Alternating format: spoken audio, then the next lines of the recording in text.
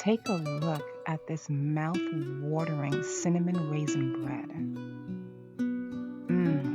Thick, hearty, dense, slightly sweet, and oh so filling. The starter is available on my Etsy shop at blackwomanfarmer.com.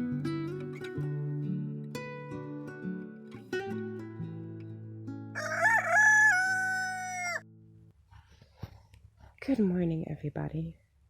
It's Black Woman Farmer. It's still kind of early in the morning, but I'm out, just walking. We had a heavy rain last night, and I have to admit, I love the way this place smells after it rains. It just smells so clean and so fresh. I have so many thoughts that I want to talk to you about, and this topic is a little on the sobering side, but I really think it's necessary.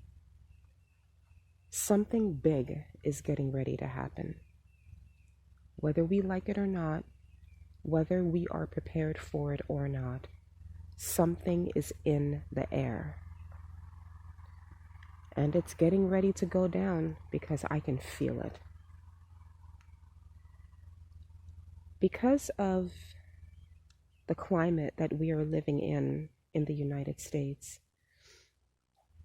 the media is never going to be straight and honest with you about how dire the situation is right now with the Strait of Hormuz and the climate that is upon us. And the climate is famine. The famine is not real, of course. It is orchestrated, as is everything going on in America right now. But orchestrated or not, we're still going to get affected. What are you doing behind the scenes to ensure that you and your family are going to eat? Do you have dried pasta? Do you have dried beans? Do you have Band-Aids, iodine, alcohol, and witch hazel in your house? Do you know CPR? Are you skilled in the Heimlich maneuver? If someone were to fall and have a laceration, do you know how to clean the wound so that they don't get an infection? Are you stocking up on female hygiene products? And men, are you stocking up on products that you may need in case you have an issue or you get sick? These are the hard questions that we need to be asking ourselves right now. I just feel like so many Americans have their head in the sand, and I understand the reason why we do it. It's because we just don't want to deal with what we know is coming. And many of us feel like we don't know how to deal with it, and we can't prevent it from happening. So just pretend it isn't happening at all. But I'm trying to let you know that that is not the way. There is a food crisis that is coming to the United States. And because I am a homesteader and I have friends that I consider to be the big boys, hundreds and hundreds of acres of farmland, and they have trucker friends, I get insider information on what is really happening behind the scenes, and I'm telling you, it is not looking good. The Strait of Hormuz is responsible for delivering fertilizer and other types of goods through a very narrow waterway. They service Asia, all of Asia, specifically Southeast Asia, and they go into Africa. But they also come here. And because the waterway is closed and they have no intention of reopening it for now, we are going to be behind schedule when it comes on to fertilizing our crops. Even if, and this is a big if, they were to open the strait today, right now as I'm speaking, we would be behind schedule when it comes on to getting the necessary nitrogen that we need so that the big boys and big girls can grow the food necessary to feed this nation. This is not conjecture, ladies and gentlemen, it is a fact.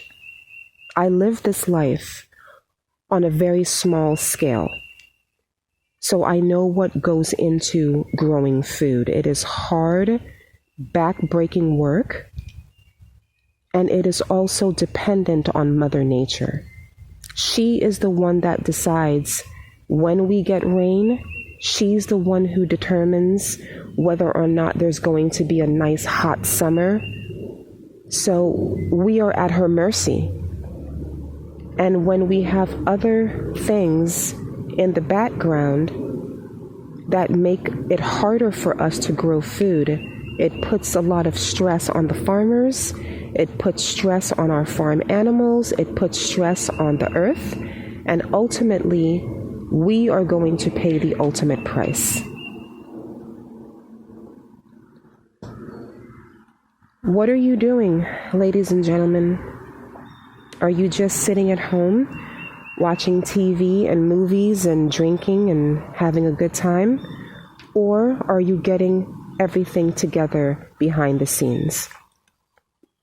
Now is the time for you to start forming tiny groups of people that you can have a barter and trade system with. Now is the time for you to start flexing those behind the scene muscles where a seamstress can make a baby blanket for her neighbor, and in exchange, maybe you get a dozen eggs every single week.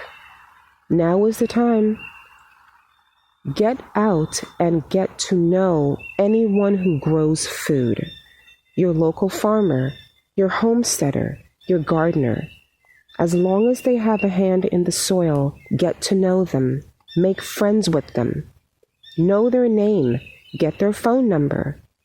Start up some type of agreement with them where they can give you food on a regular basis and you can build up some type of relationship, because it is going to get rough.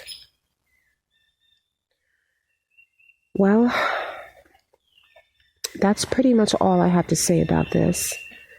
I think I'll go feed my little girls and guys.